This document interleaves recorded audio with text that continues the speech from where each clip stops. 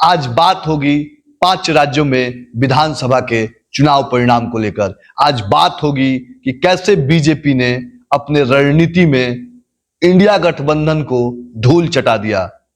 मैं हूं भास्कर, आप देख रहे हैं बिहार न्यूज 24।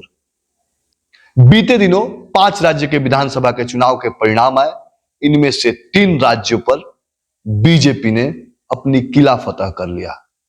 किला फतह इसलिए हम कह रहे हैं कि बीजेपी अपनी राजनीतिक चाल और दांव में इतनी बुरी तरह विपक्षियों को ढो डाला कि शायद इसकी कल्पना विपक्ष के दलों ने की भी नहीं होगी। अब बात करते हैं इस चुनाव परिणाम में बीजेपी आखिर क्यों जीत गई। सबसे पहले बात होगी मध्य प्रदेश की। मध्य प्रदेश में जहां यह चर्चा था कि शिवराज सिंह इस बार कहीं ना कहीं बैकफुट पर नजर आएंगे, कहीं ना कहीं शिवराज सिंह उतनी फाइट नहीं दे पाएंगे जितनी वो अमूनन मध्य प्रदेश में पिछले 18 साल से सत्ता चला रहे हैं। अगर बीच के एक टर्म को छोड़ दिया जाए जिसमें माननीय कमलनाथ मुख्यमंत्री थे और वो भी जब ज्योतिरादित्य सिंधिया दल बदलते हैं, यानी कि कांग्रेस को छोड़कर बीजेपी ज्वाइन करते हैं, उसके बाद वहां सरकार पुनः शिवराज सिंह की आ जाती है। ऐसे में बीजेपी की रणनीति को आपको समझना होगा। बीजेपी जब कोई रणनीति बनाती है तो उसको वो जमीनी रूप से, यूं कहें कि जमीन से जोड़कर कार्यकर्ताओं तक पहुंचने की कोशिश करती है और उसमें अमले जामा पहनाने के लिए उस हर चाल को चलती है जो उसे जीत में बदल दे। और यही अंतर है कांग्रेस और बीजेपी में। कांग्रेस की चाल जो है ना, वो सिर्फ प्लान बन के रह जाती है, लेकिन उसे अमली जामा पहनाने में, मूर्त रूप देने में शायद मजा ही नहीं आता है। यूं कहें कि वो मेहनत तो करती है लेकिन नदी के उस धारा के विपरीत दिशा की तरह, जो पानी कभी उस दिशा में चढ़ ही नहीं सकती है।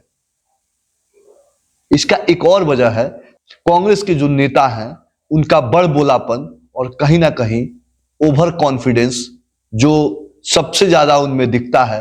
यह भी एक वजह थी कि कांग्रेस मध्य प्रदेश में चुनाव हार गई और इसके विलेन बने कमलनाथ। कमलनाथ का आत्मविश्वास कद से कहीं ज्यादा बड़ा था और अपने आत्मविश्वास में कमलनाथ ने मध्य प्रदेश में लुटिया डुबो दी कांग्रेस की।